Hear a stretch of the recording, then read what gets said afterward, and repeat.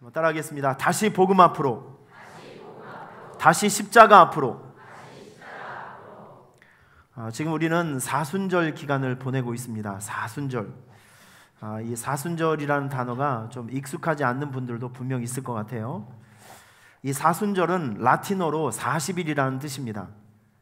그래서 부활절이 있기 주일을 뺀 40일 동안 그 기간을 사순절이라고 하는데, 이것은 굉장히 오래된 기독교 전통입니다.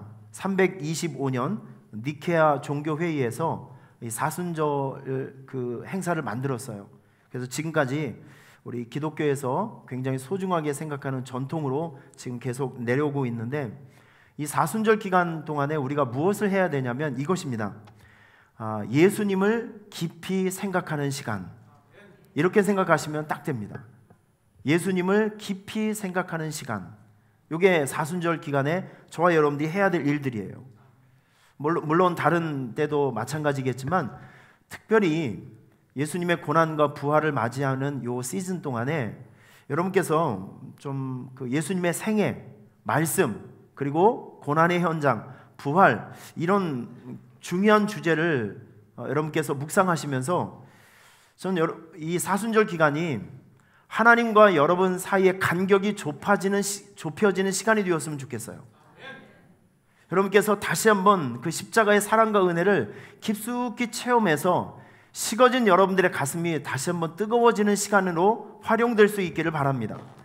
그래서 제가 이런 일들을 좀 더 깊숙이 여러분들에게 체험시키기 위해서 성경 두 곳을 제가 정했습니다.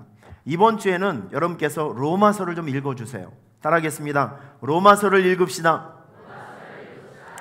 설교를 시작한 시 2분 만에 입신 상태가 되시려는 분들이 있어서 상당히 불안스럽습니다. 자, 눈을 뜨십시오. 옆에 있는 분들에게 로마서를 읽읍시다. 자, 로마서는 16장으로 되어 있습니다. 16장. 자, 하루에 뭐 2장 정도씩, 3장 정도씩만 읽으면 일주일에 충분히 다 읽을 수 있는 책입니다. 성경을 읽으실 때는 특별히 로마서는 주의할 점이 있습니다. 이 로마서는 한 절 한 절이 굉장히 조직적이고 이론적인 내용이 많습니다. 그래서 소리내지 않고 눈으로 읽으면 어디로 갔는지를 몰라요. 말씀이 내게 들어오질 않습니다. 로마서를 읽으실 때는 반드시 큰 소리로 소리를 내서 읽으셔야 됩니다. 빨리 읽는 게 목적이 아니라 또박또박 앞에 있는 내용을 우리가 충분히 의식하면서, 인식하면서, 여러분 오늘 본문에 16절에 이런 말씀이 있죠. 이 복음은 모든 믿는 자에게 구원을 주시는 하나님의 능력이 됩니다. 여러분 이게 이 짧은 한 절이지만 여기에 엄청난 구원의 원리와 구원의 목적, 방법, 이런 것들이 신학적으로 굉장히 많이 묻어 있습니다. 복음은 모든 믿는 자에게 구원을 주시는 하나님의 능력이다. 이 한 절 한 절, 한 문장 한 문장이 신앙적으로 엄청나게 귀중한 그런 주제를 다루고 있기 때문에 특별히 로마서를 읽으실 때는 정신을 바짝 차리시고 집중해서 읽으셔야 됩니다. 저는 여러분들께서 예수 믿으면 뭐 잘 되고 성공하고 부자 되고 뭐 이런 아주 기초적인 복음에 너무 연연하지 않으셨으면 좋겠습니다. 우리가 신앙생활을 하는 것은 예수님을 앞장 세워서 돈 나와라 뚝딱, 뭐 나와라 뚝딱, 도깨비 방망이로 사용하려는 것이 아니라, 여러분 진짜 신앙이 무엇입니까? 진짜 신앙생활의 핵심은 하나님을 알아가는 것입니다. 나를 만들어주신 주인이 누구이시며 하나님께서 저와 여러분들을 우연의 존재로 이 세상에 보내신 것이 아니라 목적의 존재로, 사명의 존재로 보내주셨다고 하면 여러분이 밥을 먹고 이 세상을 살 동안 해야 될 일들이 있지 않겠습니까? 그걸 찾는 거예요.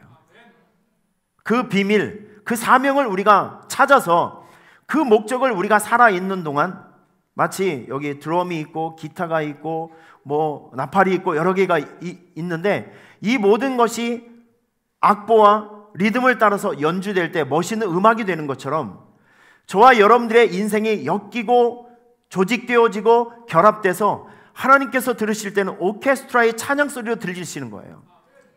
여러분 소리가 작다고 해서 40분 정도 되는 그 오케스트라 연주 속에서 심벌이 딱 3번 나오는 데가 있대요.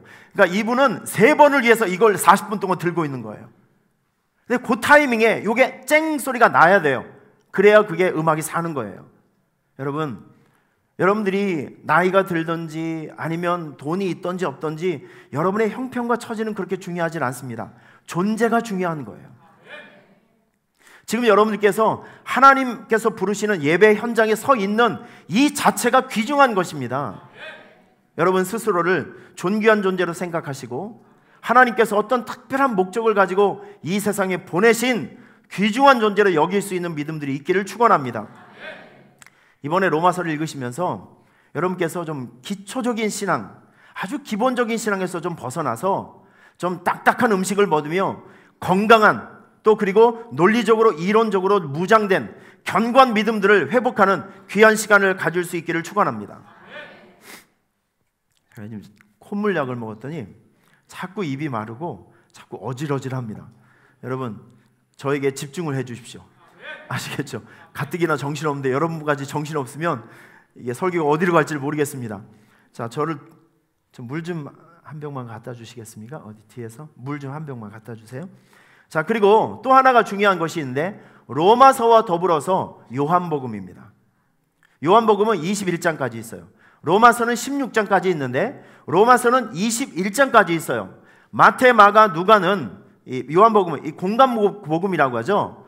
공통된 관점으로 하나의 주제 예수님을 바라보는 거예요. 그런데 요한복음은 좀 달라요. 요한복음 사도 요한이 요한복음을 기록한 목적이 무엇이냐면 요한복음에 나와 있는 모든 내용을 통해서 요한이 입증하고 싶은 것, 예수는 하나님이셨다. 예수님은 그리스도이셨다. 예수님은 메시아이셨다. 라는 것을 사람들에게 입증시키기를 원하신 거예요. 자, 그래서 요한복음 20장 31절을 보면 이런 말씀이 있습니다. 여러분 한번 읽어주실래요? 눈을 크게 뜨시고 시작.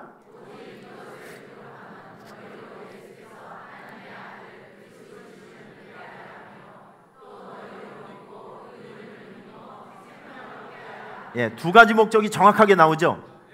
요한복음의 주제가 무엇이냐면 요한복음을 읽는 모든 사람들에게 이 예수님이 구약 성경에 그렇게 예언되어 있었고 약속해 놓으신 메시아 그리스도 구원자이셨구나 라는 것을 알게 하기 위해서, 또 한 가지는 그를 실질적으로 믿어서 사람들에게 생명을 얻게 하려고, 구원을 얻게 하려고.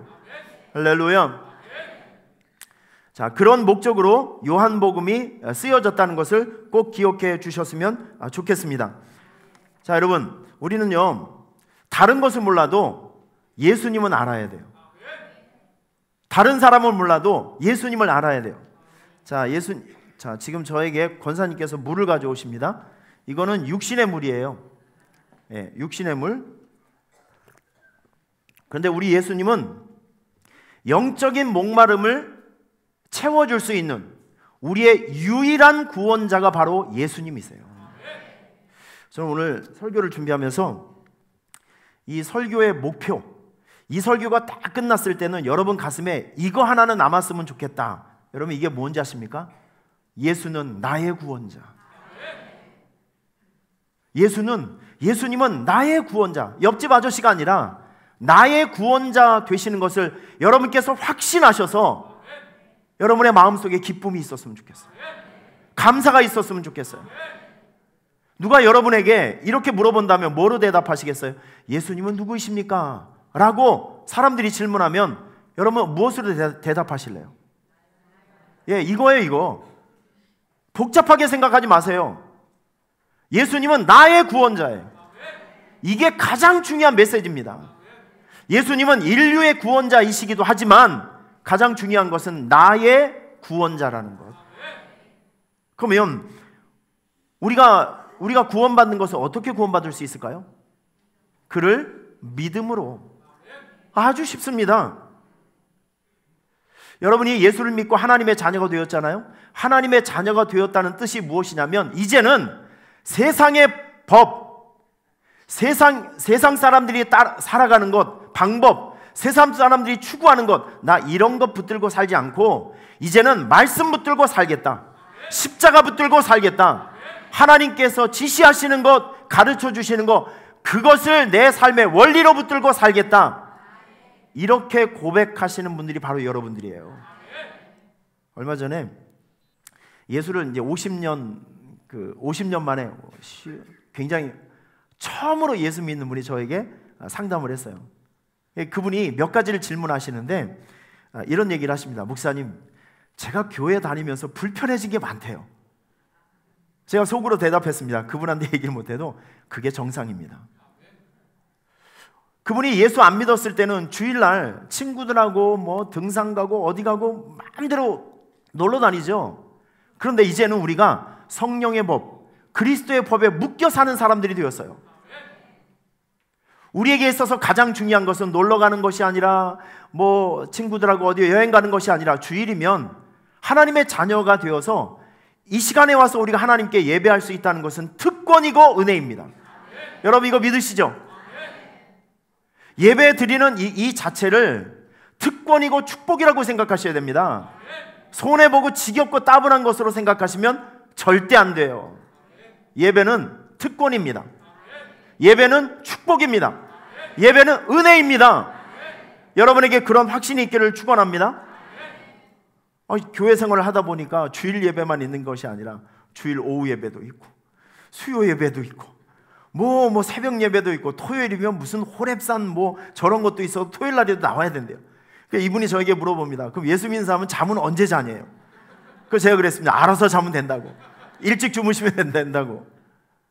묶이는 게 많죠. 일주일에 한 번만 교회 나오면 안 됩니까? 물어봅니다. 제가 그렇게 얘기했어요. 예배 많이 드리고 기도 많이 하는 것은 좋은 음식을 많이 먹고 자주 먹는 것과 같습니다 라고 설명을 해드렸습니다. 여러분 좋은 음식을 일주일에 딱 한 번 먹으면 그 사람이 어떻게 될까요? 건강해지질 않죠. 그런데 좋은 음식을 자주 먹고 많이 먹으면 그 사람은 당연히 건강해집니다. 너무나도 당연한 이치입니다. 저는 여러분들께서 신앙생활 하시면서 여러분의 삶의 중심 가운데 수요 예배 재단이 있기를 축원합니다. 새벽 예배 재단이 있기를 축원합니다. 토요일 날 잊지 마시고 토요 새벽 기도 와서 중보 기도하세요. 주일 오후 예배 빼먹지 말고 예배 드리세요. 특별히 우리 직분자가 되어서 교회에서 가장 중요한 역할을 해야 되시는 분들께서 예배와 기도가 약해지게 된다면 제일 위험한 상태예요. 여러분 믿음의 길은요, 하나님께서 길을 안 보여주실 때가 태반이에요. 아무것도 없는 상태에서 하라고 할 때가 많이 있어요.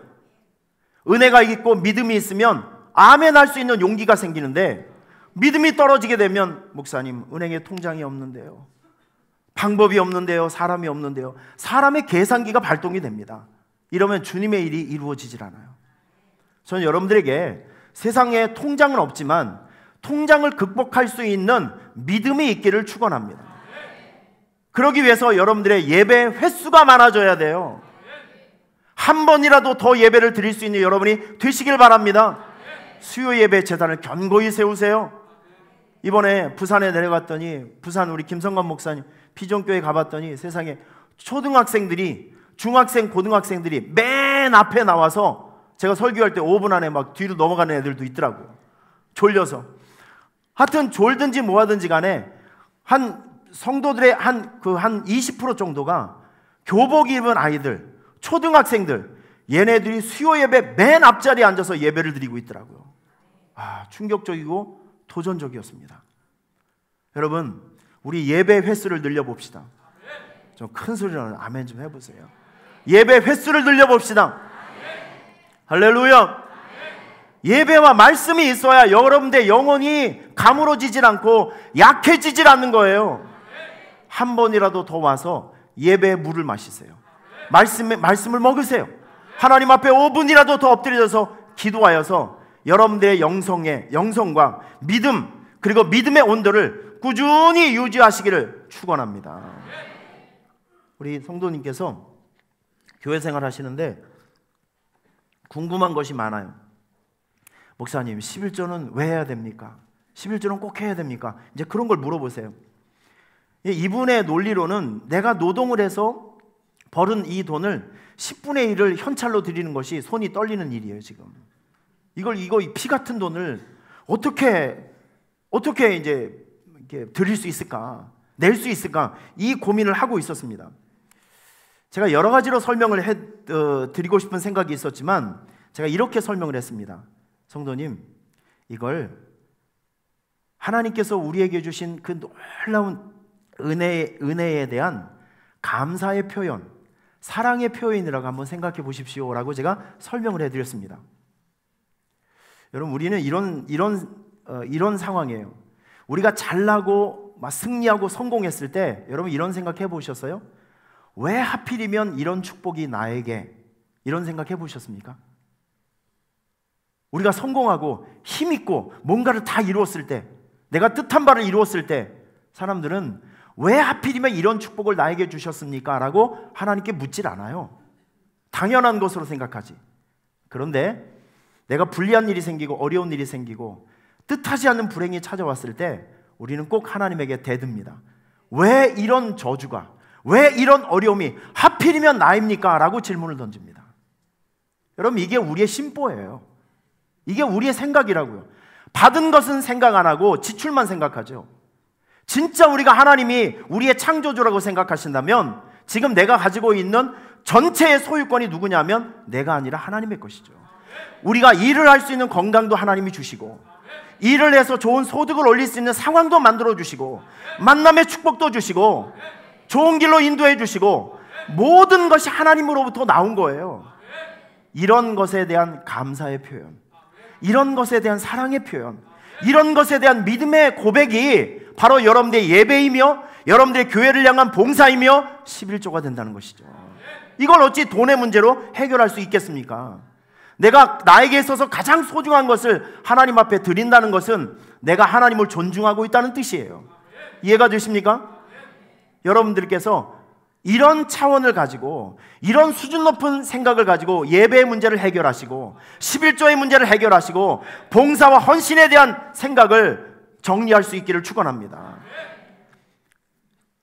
옛날에 테니스는요, 백인들만 즐길 수 있는 귀족 운동이었습니다. 테니스요. 그래서 이 선수들이 전부 다 백인들이 많았어요. 근데 1960년도에 테니스계를 휩쓴 흑인이 한 명 나타났습니다. 아더 애쉬라는 청년이에요. 지금 보시면, 자, 이 아주 훌륭한 선수가 뭐 전성기를 이제 살아가고 있을 쯤에 뜻하지 않게 이 사람에게 심장병이 찾아옵니다. 가족 내력에 내려오는 병이에요. 심장병이 찾아왔는데 심장병을 수술하는 과정 속에서 다른 사람의 피를 수혈받았어요. 그런데 이 피에 에이즈균이 있었어요. 이 멀쩡하던 사람이 에이즈 환자가 된 거죠. 사람들이 막 물어봅니다. 왜 이렇게 훌륭하고 좋은 사람에게 저런 저주가 찾아왔을까? 라고 막 질문을 던집니다. 그런데 이 사람은 사람과 하나님을 향해서 질문을 던지질 않았어요. 하나님, Oh Lord, why me? 하나님, 왜 나에게 이런 저주를, 왜 이런 나에게 큰 불행을 이렇게 하나님 앞에 되묻지 않았습니다. 왠지 아십니까? 하나님께서는 이미 나의 구원을 위해서 아들의 목숨을 버려주신 큰 사랑이 있기 때문에, 오늘 제가 여러분들에게 좀 이 질문을 한번 던져보고 싶어요. 오늘 우리가 살아가면서 거꾸로 한번 생각해 보세요. 하나님, 왜 나를 구원하셨습니까? 이 70억 명 중에 여러분의 이름이 보이겠어요? 존재가 보이겠어요? 그런데 하나님께서는 뒤척뒤척하면서 여러분 한 사람을 지목하셨대요. 너는 내 것이라. 너는 내 아들이다. 여러분, 이런 하나님의 사랑 앞에 우리가 질문을 한번 던져보자고요. 하나님, 왜 하필이면 나입니까? 이런 질문을 던지게 된다면 여러분이 감사 안 할 수 있는 사람이 어디 있겠어요? 찬양 안 할 수 있는 사람이 어디 있겠어요? 예배 안 할 수 있는 사람이 어디 있겠어요? 여러분에게 질문을 던집니다. Oh Lord, why me? 하나님, 왜 하필이면 나였습니까? 여러분, 이걸 한번 생각해 보세요. 우리 잠깐 영상을 보고 말씀을 전하도록 하겠습니다.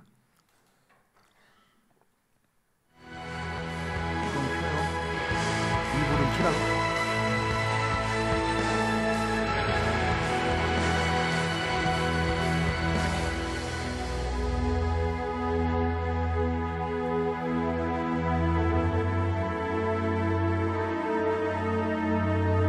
I have known since the time of my brain operation in September 1988 that I have AIDS.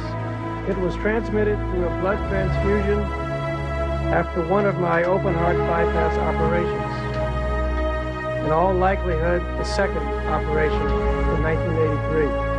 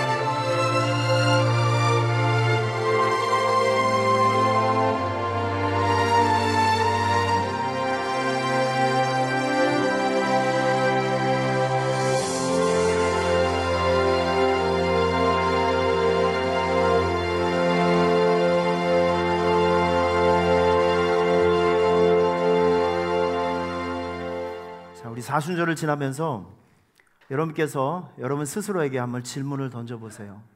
하나님은 왜 하필이면 나였습니까? 이렇게 많은 사람들 중에서도 하나님 하필이면 왜 나를 지목하셨고 주목해 주셨습니까? 이 질문을 던지게 된다면 우리는 하나님 앞에 감사로 반응할 수밖에 없을 거예요. 그런 신앙의 회복이, 영적 회복이 여러분 모두에게 있기를 축원합니다. 자, 오늘 이 본문은 로마서인데요. 저는 신앙생활 하면서 여러분께서 가까이 해야 될 말씀이 많이 있지만 특별히 딱딱한 음식이지만 여러분들의 신앙의 이 골격, 뼈를 튼튼하게 해주는 말씀이 바로 로마서예요. 로마서를 사랑하시길 바랍니다. 로마서를 자주 읽으시길 바랍니다. 그러니까 여러분들께서 누군가 여러분들에게 예수를 왜 믿어야 되는지, 그리스도가 누구인지, 어떻게 구원을 받는지, 예배가 무엇인지, 하나님의 구원이 무엇인지 이 기초적인 교리를 물어보게 된다면 로마서로 무장을 하게 되면 금방 대답할 수 있어요. 로마서는 원리가 나오는 책입니다. 교리가 나오는 책이에요. 딱딱하고 재미없는 책이 아니라 로마서를 읽으면 가슴에 불이 일어납니다. 그래서 이 로마서를 읽다가 수많은 사람들이 변화를 받았고 수많은 사람들이 놀랍게 신앙의 발전을 이룬 것을 우리가 많이 볼 수 있어요. 이 로마서는 사도 바울이 로마 교회인 로마에 있는 성도들에게 보낸 편지예요.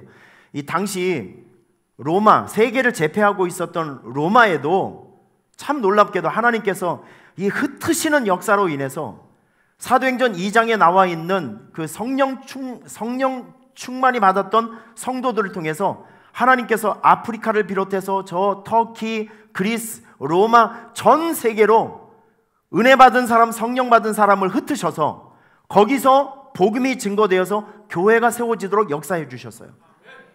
로마 제국에도 성령 받은 그리스도인들이 퍼져서 그리스도의 복음을 전해서 거기에 유대인 출신의 그리스도인이 생겨났고, 로마 본토 사람, 그리고 로마는 세계 모든 지역에서 몰려드는 많은 사람들이 있었는데 이방인 그리스도인이 생겨나기 시작했습니다. 그런데 중요한 것은 구원은 믿음으로 받는다는 이 교리 때문에 여러분, 유대인들은 평생 율법에 훈련받은 사람이잖아요. 금식도 해야 되고 구제도 해야 되고 이렇게 좀 구별된 생활이 있었는데, 이방인들은 그런 게 안 통하는 거예요. 그냥 믿음으로 구원받는데 내가 아무렇게 살면 어때? 이런 좀 다른 신앙 체질 때문에 두 집단이 자꾸 무력적인 충돌도 생겼습니다. 이게 로마 사회의 사회적인 문제가 됐어요. 그래서 AD 49년에 로마 황제였던 글라디우스라는 사람이 유대인을 추방해 버렸습니다. 야, 유대인들 다 나가. 5만 명 이상의 유대인을 추방해 버렸어요. 여러분, 유대인 추방 명령에 의해서 누가 나가냐면 브리스가와 아굴라라는 부부가 나가게 돼요. 거기서 고린도에서 천막지는 일을 하다가 누구를 만나냐면 선교적인 파트너 사도 바울과 만나게 되는 것입니다.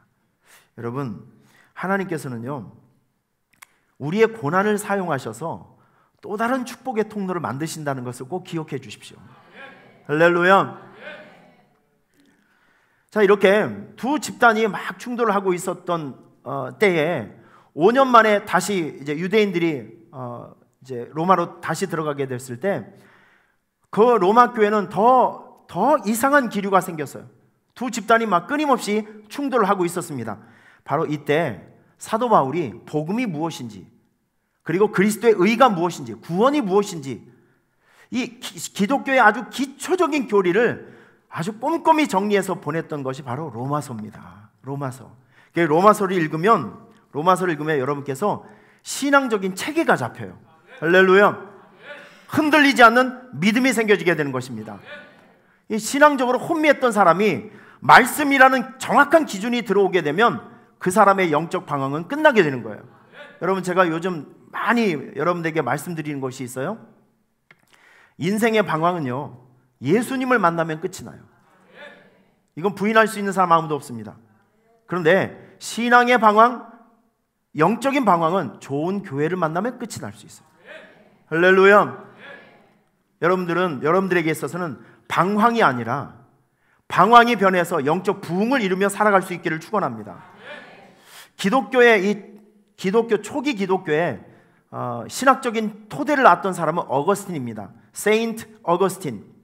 아주 방탕하게 살고 있었던 어느 날 아이들이 밖에서 놀고 있는데 톨레레게라고 막 아이들이 떠듭니다. 여러분, 이게 무슨 뜻이냐면 책을 읽어라 그런 뜻이에요. 방탕하게 살고 있었던 어거스틴 그 귀에 하나님께서 아이들의 음성을 통해서 그에게 영적 자극을 주셨습니다. 톨레레게 책을 읽어라. 그래서 그가 옆에 있었던 성경을 열었을 때 하나님께서 그에게 보여주셨던 말씀이 무엇이냐면 로마서 말씀이에요. 밤이 깊고 낮이 가까웠으니 그러므로 우리가 어둠의 일을 벗고 빛의 갑옷을 입자.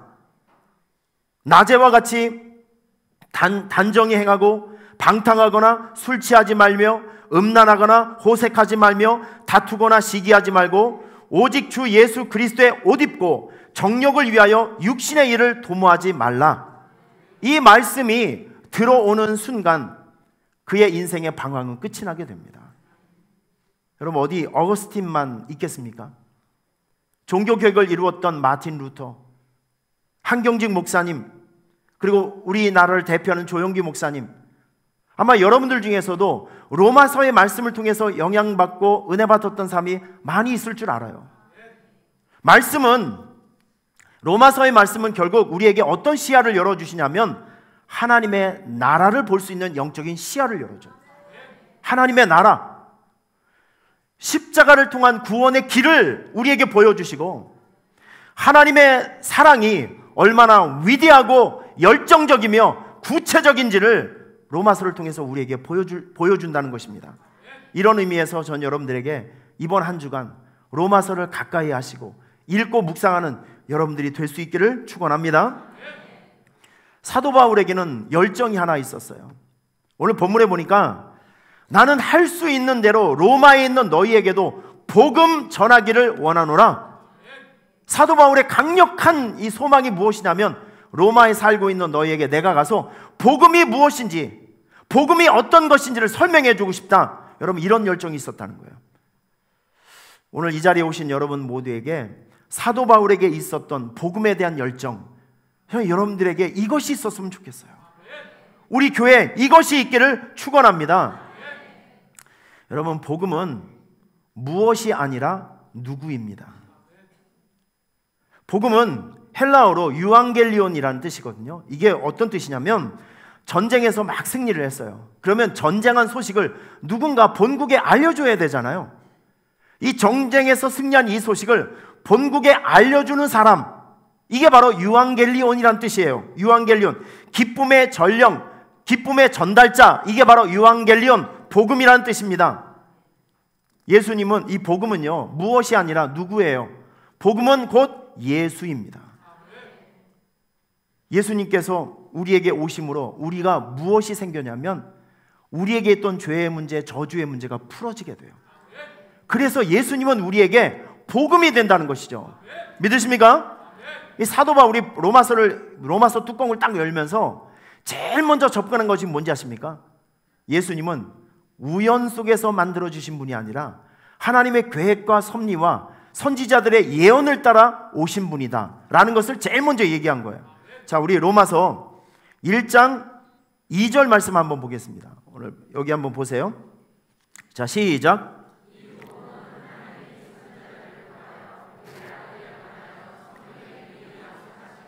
아멘. 자, 복음이 뭐라 그랬죠? 복음은 예수라고 말씀드렸습니다. 예수님은 이 인류 역사 속에, 인류의 시간표 안에 오신 예수님은 뜬금없이 어느 날 갑자기 툭 만들어주신 분이 아니라 적어도 하나님의 구원의 섭리 가운데, 그리고 선지자들의 예언과 약속에 의해서 나신 분이다. 육신의 혈통으로는 다윗의 혈통으로 나셨고 하나님의 계획과 섭리 가운데 보냄과 파송을 받은 존재가 예수님이다. 이걸 로마서에서 우리에게 입증하고 있는 것입니다. 아까도 말씀드렸지만 예수님은 온 인류의 구원자이시긴 하지만 개인적으로 적용해 보면 예수님은 나의 구원자. 여러분, 이게 제일 중요한 메시지입니다. 예수님은 온 인류의 구원자이시지만 가장 중요한 것은 예수님은 나의 구원자. 믿습니까? 오늘 이 사순절을 지내면서 여러분께서 이런 관점을 가지고 예수님을 관찰하시고 예수님의 생애를 묵상하시고 말씀을 읽으시게 된다면 이 말씀이 허공을 떠도는 말씀이 아니라 나를 향한 말씀으로 들려지게 될 거예요. 예수님은 나의 구원자이십니다. 믿습니까? 그래서 예수님은 너무나도 고마우신 분이에요. 너무나도 가치 있는 분이고 너무나도 귀한 분이십니다. 믿으십니까?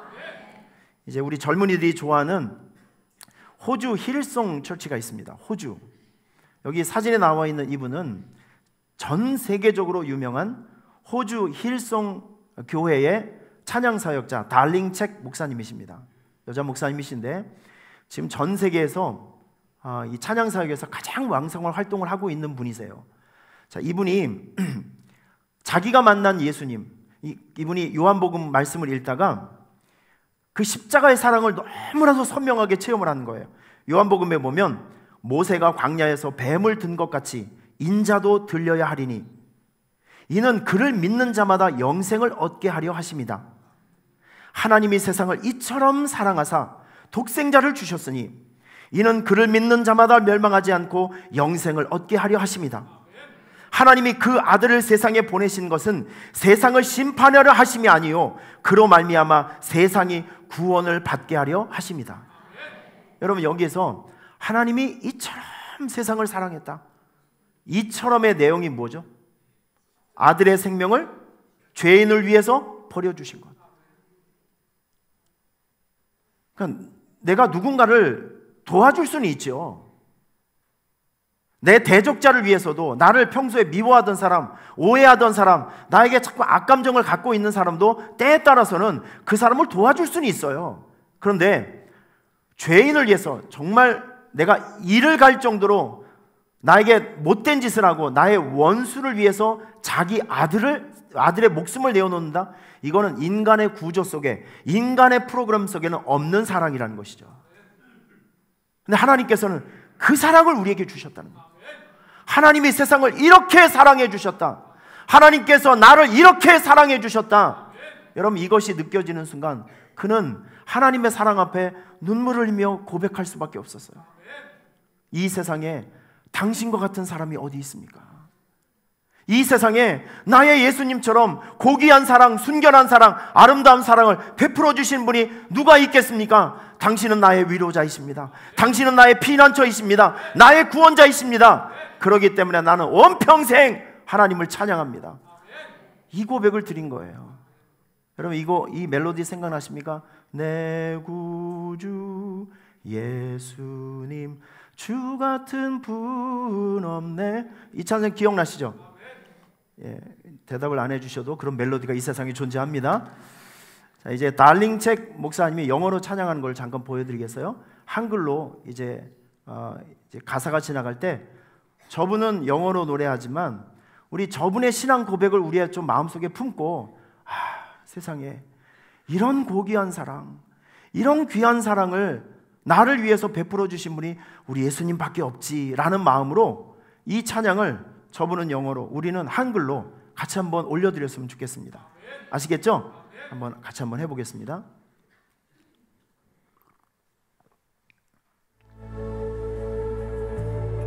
조금만 소리 좀 더 키워주세요. Lift it up in one voice. You sing it out.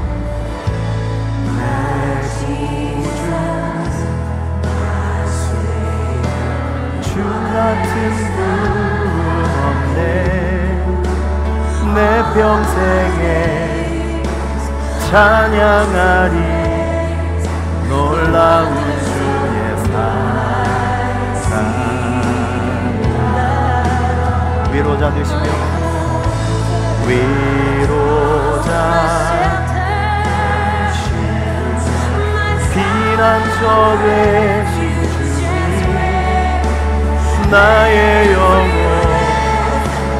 온 맘 다해 주를 경배합니다.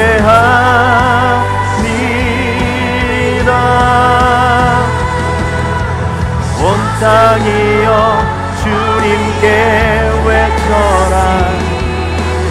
능력과 위엄의 왕 되신 주, 산과 바다 소리쳐 주의 이름을 높이리. 주행하니 기뻐 노래하며 영원히 주님을 찬양하리라. 신실하신 주의 약속 나 받았네.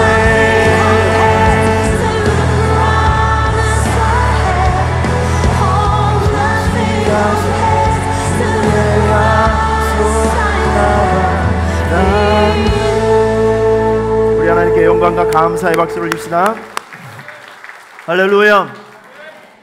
우리 이 세상에 살면서 주님과 같은 분은 없어요. 여러분, 이번 사순절 기간을 통해서 여러분의 인생의 방향이 돈을 향해서 설정되어 있는 분들, 그 각도를, 그 시선을 주님께로 향하세요. 다시 주님을 바라보세요.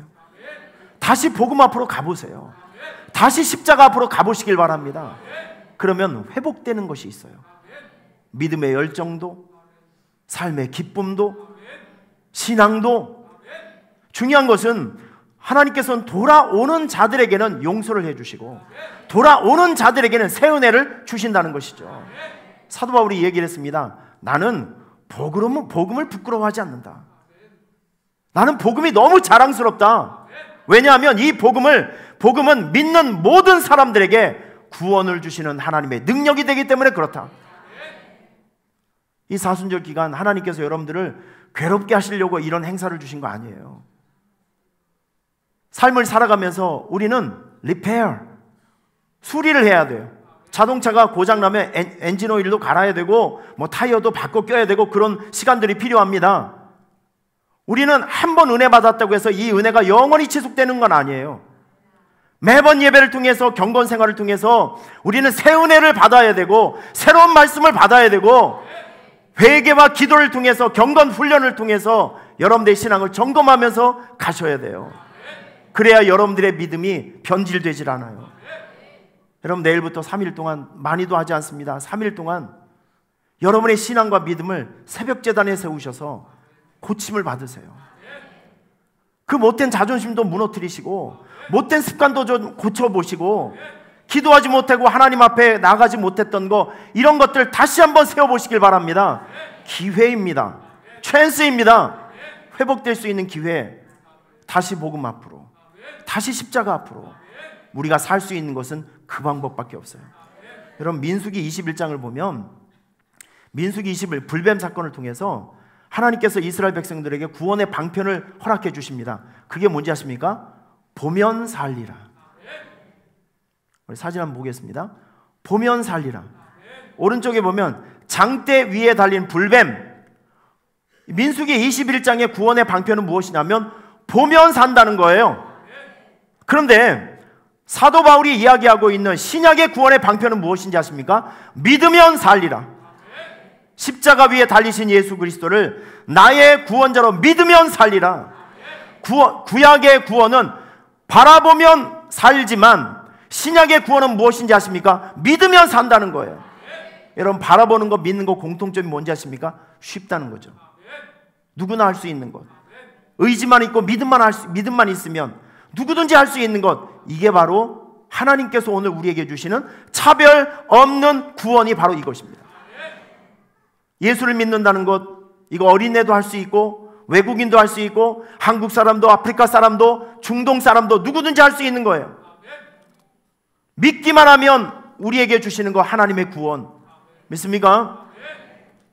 오늘 이 어마어마한 구원이 저와 여러분들에게 찾아왔다는 것은 기적 중에 기적이에요. 은혜 중에 은혜입니다.